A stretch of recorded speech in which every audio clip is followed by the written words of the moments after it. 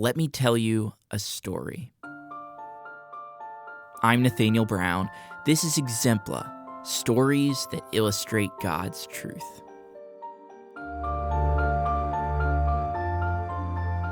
Make a giant statue, the Duke says. And Leonardo thinks, no problem. After all, Leonardo da Vinci is an artistic genius. If anyone can create a giant bronze statue, he can do it.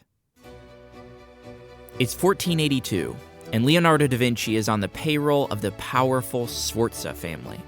Ludovico Sforza is the Duke of Milan, and he has hired Leonardo to complete whatever works of art he demands of him. Getting started on a new artistic endeavor is no problem for Leonardo. He always has creative ideas galore.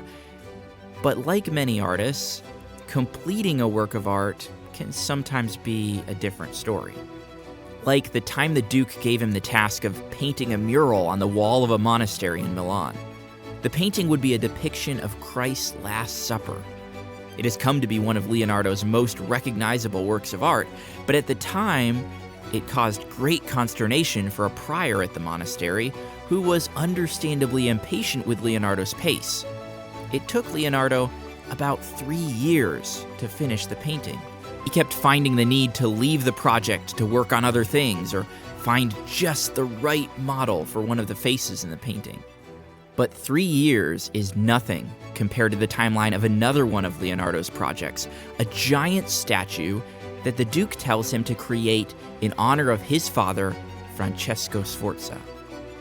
The original plan is to put a giant Francesco on a giant horse. The statue will be massive, dwarfing other sculptures of its time. But it doesn't take Leonardo very long to realize that creating a horse and rider at that scale will be problematic. So he ditches Francesco and decides to just make a statue of a horse. Still, it will be a mammoth task and a highly ambitious project. It is perhaps too ambitious for the technology of the time. Leonardo keeps running into roadblocks as he tries to figure out how to cast such a huge statue. Faced with this dilemma, Leonardo does what artists throughout the ages have done when they encounter a problem they can't resolve. He procrastinates. During the years when the horse statue is on the back burner, Leonardo paints the Last Supper, he paints portraits of Italian nobility, he creates architectural plans for Milan, and he helps the Duke plan and execute elaborately choreographed performances for his parties. After almost 10 years of mulling over his plans for the horse, Leonardo finally comes to an important conclusion. His original plan was to portray the horse rearing up on its hind legs. But for such an enormous bronze statue, he finally determines that will be impossible. He settles for a plan that will result in a 2.5-story tall horse in a walking position. Even after this important decision, it takes Leonardo another 3 years to finalize his plans and make an enormous 24-foot clay model of the statue. Finally, he can begin work on the groundbreaking technology that will allow him to cast such an enormous statue. It will be complicated, but Leonardo has an intricate plan. As Leonardo sets to work, the Duke gathers 80 tons of bronze. It looks like history is about to be made. Leonardo's giant clay model stands in the Duke's courtyard, giving everyone a taste of the grandeur of the finished work of art. But history has a way of interfering with our plans. Even as he is stockpiling bronze for Leonardo, the Duke is dealing with a dispute with the King of Naples. Tempers flare, tensions escalate, and before you know it, there's war. Sforza forms an alliance with France so the French can help him conquer Naples and win the war. It works. Milan wins. But Leonardo loses. Because as the war rages, the bronze meant for Leonardo's horse ends up being used to make cannons. And when French troops pass through Milan in September of 1499, they see Leonardo's giant clay horse still waiting for its bronze replacement. The French archers decide to use it for target practice. They leave the horse and Leonardo's dreams in ruins. He still has his sketches and diagrams, but he will never have another opportunity to bring his horse to life. Some say he mourns that fact until his death in 1519. But history isn't done with Leonardo's horse. Centuries after Leonardo's death, his horse will be resurrected. Times are good in the kingdom of Israel. King David is the most successful king Israel has ever had. Sure, he's only the second king of Israel, but still. The people respect him, he's leading well, the Israelites are experiencing a time of peace. And David decides it's time for an elaborate project. He is going to build a temple. Up to this point, the worship of the one true God has taken place in the tabernacle, an elaborate tent prepared according to divine specifications for just that purpose. But now, Israel is in her promised land. Many of her enemies have been vanquished, her nomadic days are over, so David decides it's time for a permanent place of worship. So he summons Nathan the prophet and tells him of his plan to build a temple for the worship of Jehovah. Nathan thinks it's a great idea, and he encourages David to pursue it. But God has other plans. Through Nathan, God tells David that he doesn't want a temple. At least, he doesn't want David to build him a temple. He tells David that he will have a son. God says, "He shall build an house for my name." There will be no Temple of David in Jerusalem. Instead, one day there will be a Temple of Solomon. But is David discouraged by the news? Is he upset that his son will be the one to bring his brainchild into the world?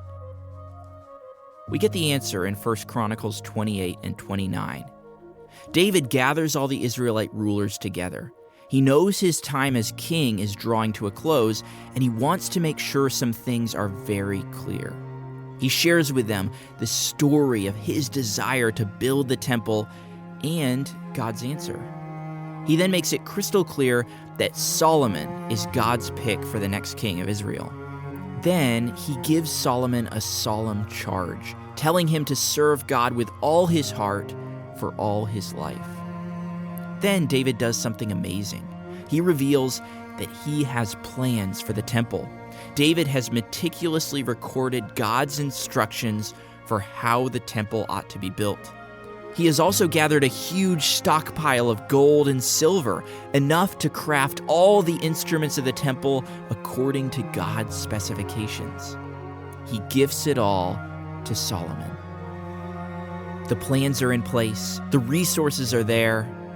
Now David will die, Solomon will take the throne, and construction will begin. Did David mourn the fact that he would never see the temple? I don't know. But the fact that the temple would be his son's work and not his own did nothing to dispel his enthusiasm for doing all that he could to make the project a reality. David wouldn't get the glory for it, but he still wanted to make sure the temple project was a success. Even if he didn't get the credit, he was content to contribute. In 1977, a retired American pilot named Charles Dent is reading an article in National Geographic when he comes across something that intrigues him. Dent is a fan of Leonardo da Vinci, and this particular issue of National Geographic has an article about Leonardo's abandoned horse statue project. Dent reads the article and decides the time has come. The horse has waited long enough. Dent begins to gather a team and solicit donations to make the sculpture a reality. 22 years later, the finished horse statue is finally unveiled in Milan. Dent has been dead for 2 years when the statue is finished. Da Vinci has been dead for 480 years. But his horse is finally finished. A duplicate horse is also cast and placed in a botanical garden in Grand Rapids, Michigan. Both horses stand as a testament. But a testament to whom? Are they a monument to the genius of Leonardo da Vinci, who dreamed them up? Are they a memorial to Charles Dent, the man who resurrected them from the trash heap of history? Are they a gold star on the resume of Nina Akamu, the sculptor who masterminded their creation? Who gets the credit? Maybe we don't need to worry about it. Maybe we just need to appreciate the finished product and recognize that who gets the credit is ultimately irrelevant.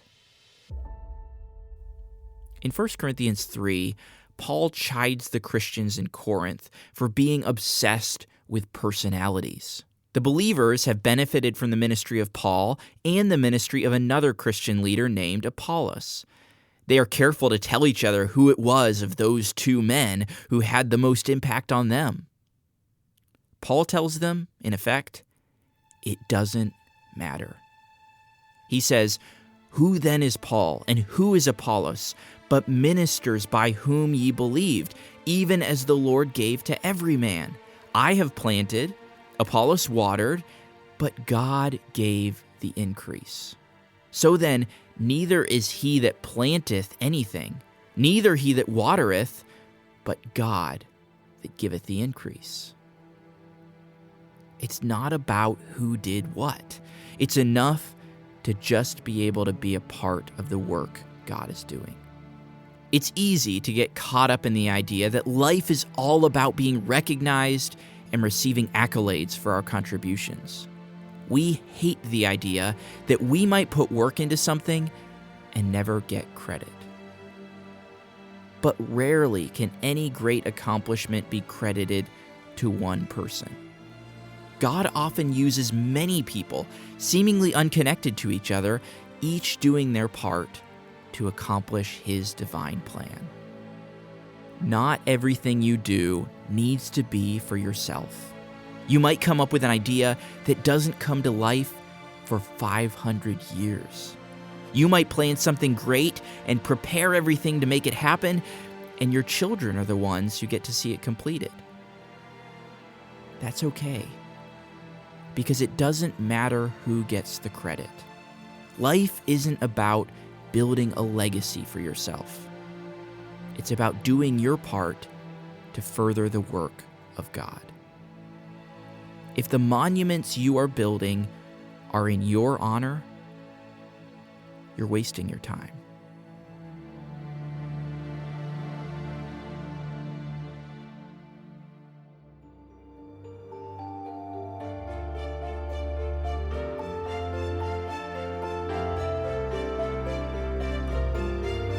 Thanks for listening.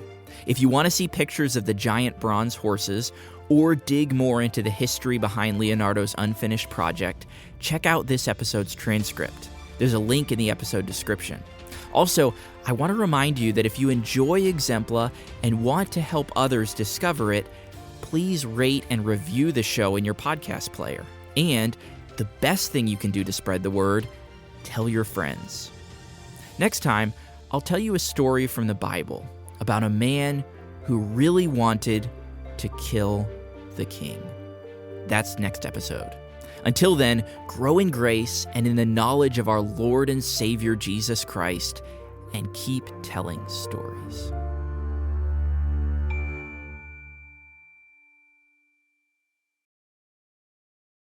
Hey there, I'm Paul Hastings, the host of Compelled. And just like the podcast that you just finished listening to, my show is part of the Proclaim Podcast Network. On every episode of Compelled, we use gripping, immersive storytelling to bring Christian testimonies to life. One of my favorite stories is episode 31 with Virginia Prodan. Virginia was a small, petite attorney in communist Romania during the 1980s, defending Christians in court. Her success angered the Romanian dictator, and he vowed that she would pay. One evening, Virginia was alone at her office when a man entered the room, closed the door, and pulled out a gun. He barked, "Shut up, sit down, I'm here to kill you." Virginia was face to face with a trained assassin. What happened next? Well, there's only one way to find out. Virginia's entire story is episode 31, entitled "He Came to Kill Me." Just search for Compelled on your podcast app or visit compelledpodcast.com. Again, that's compelledpodcast.com.